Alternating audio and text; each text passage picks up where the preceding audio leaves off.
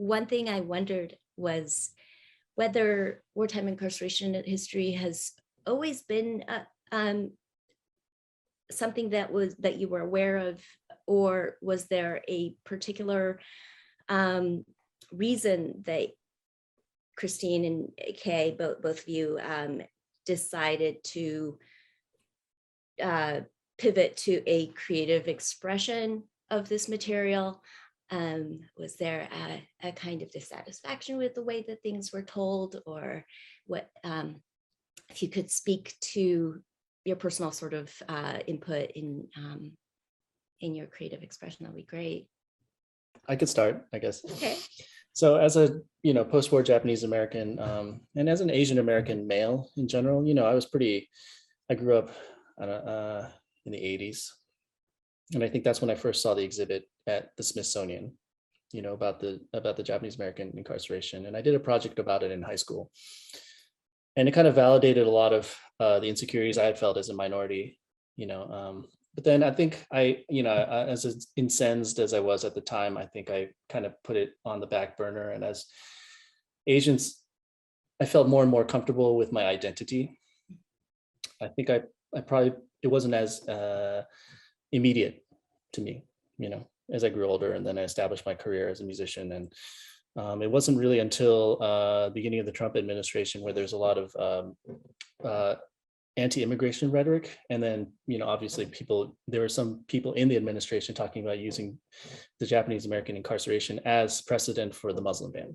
And I think that's when I was really angry again, because I felt an assault to my own identity again, and I think that's when I really dove back into really researching and making it a part of my creative life. That was about 4 years ago.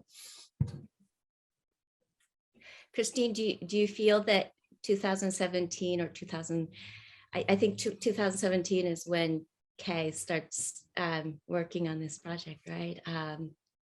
In fact, it happens to be when I started working on my own second monograph, which has to do with wartime incarceration history. But it could very well have been a reaction in a similar way. But Christine, with you though, you started writing very early. The first book came out in 2011. Were you at different places, and did the political environment influence you in any way?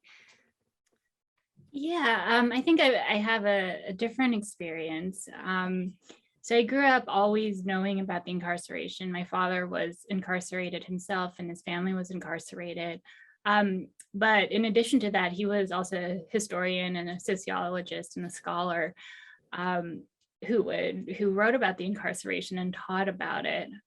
So I remember even as a kid, like, my mom would drop me off and I would go to class, like she would go do groceries or whatever. And I would sit in on my dad's classes, and I learned about the incarceration that way. When I was essentially being babysat, I was in these lectures on the incarceration. And I think that's primarily how I learned about it. It's not like he ever talked about it at home. It was not a personal thing that we talked about, but I just was always aware of it. And so it was just part of my history in that way. I knew I wanted to be a poet, so I went to college and I started writing poems.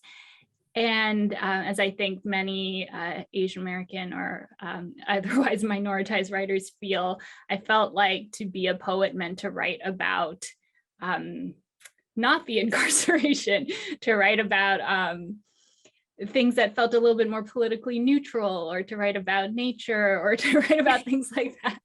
So I tried for a long time to be that type of poet, I think. And then when I went to grad school, I had a little bit of a reckoning of, what are you doing if you're not writing about yourself, that you have important and valuable stories to share as well. So that was a moment for me when I decided, oh no, this is what I do want to write about this. And this is my story, and this is my family story. And I did feel like, my father had passed away and my other relatives were getting older. And I thought, if no one is engaging with this material anymore, what happens to these stories? And so it felt, I felt personally urgent for me to be writing in this mode. And then my second book, Sky Country, came out in 2017. And I do remember So it was a year after the election. And I remember someone saying, that's good timing for you. Like my material suddenly became relevant all of a sudden. And I was like, well, okay, I understand where that's coming from, but this has always been what I've been doing and what I've been writing about. And it's not, and I think the truth was that this material has always been relevant. We just weren't aware of it, I think, until it got thrown in our face in a certain way in 2016. And we were just suddenly, all of us, or myself, I was made aware of how urgent this material has always been. Yes, I understand. In fact, it was a surprise to me that not very many literary historians had picked up where things were left off in the early 90s. There are, of course, book chapters, articles, but no big monograph which grapples with the multiple generations now of the literary expressions. And so what I find interesting about Kristen, your work is that in Sky Country, you talk about the hybrid family history as well, which I think is a new generation of Japanese Americans. It's very heterogeneous for the audience. All three of us have very different, we have Japanese ancestry, but we have very different relationships. And I myself came to the United States in 1998 as a college student. And so part of what I think I needed to do was to go to the sites to understand some things. And in that way, I relate to Kay's site visits as well. Chapman has funded my visit to all 10 sites. And so I have gone to Heart Mountain and the Jerome and Rower camps as well. But they are all very different. And that is one of the things that I think is very interesting. And Kay, I have a question about Heart Mountain, because I know that that is a very big site of inspiration. How did that project come about? I know that you spoke about the Arkansas camps, but how do you feel about the sites influencing? Yeah, I mean, at first, I did go to, we went to Manzanar. So I took a big trip with Aaron Aoyama and some other people from Brown University and Nick, I'm blanking on it, but anyways, a group of people from Brown University. A lot of them had connections to the incarceration. And it was difficult, to connect with a site. You go there knowing the history, but Manzanar, when we went there, was extremely pleasant and beautiful. It's right under the Sierra Mountains, and you feel kind of guilty because you're like, am I allowed to enjoy this space? And I think that's when we had a lot of discussions about like how memory is really tied to the stories and the people, not necessarily the location, And so, so going to Roar and Jerome, in the winter was extremely bitter and cold, but you get a feeling of how it could have been for them at the time.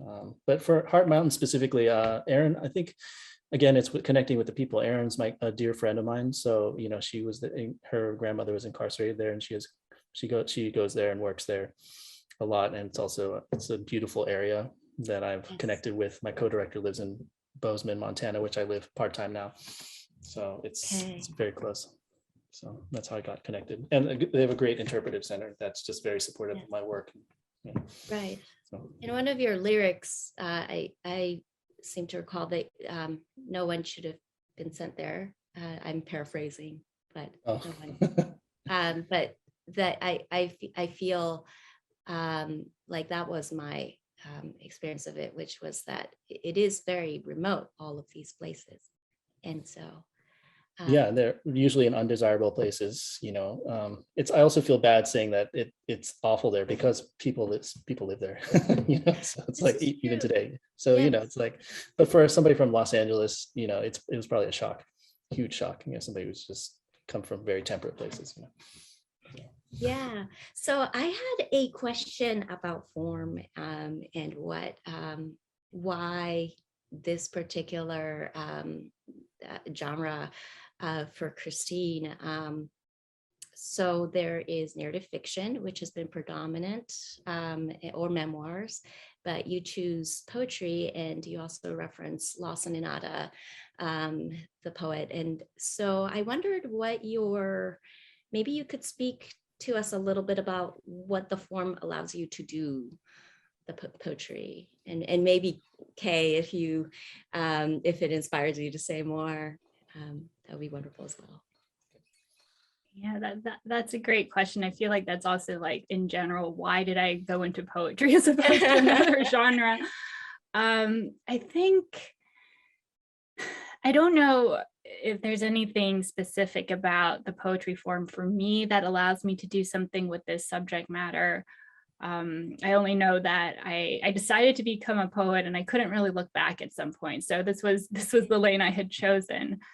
I think that so maybe I can speak more to reading other people's poetry. So what do poets do for the Japanese American incarceration experience, perhaps that fiction or memoir doesn't? I think it is that, and I was thinking about this when I was listening to Kishi's work, like the love song, thinking about just two people falling in love in camp. I think it's that kind of experience that can get lost a little bit, that we lose some of that internal explorative, imaginative space.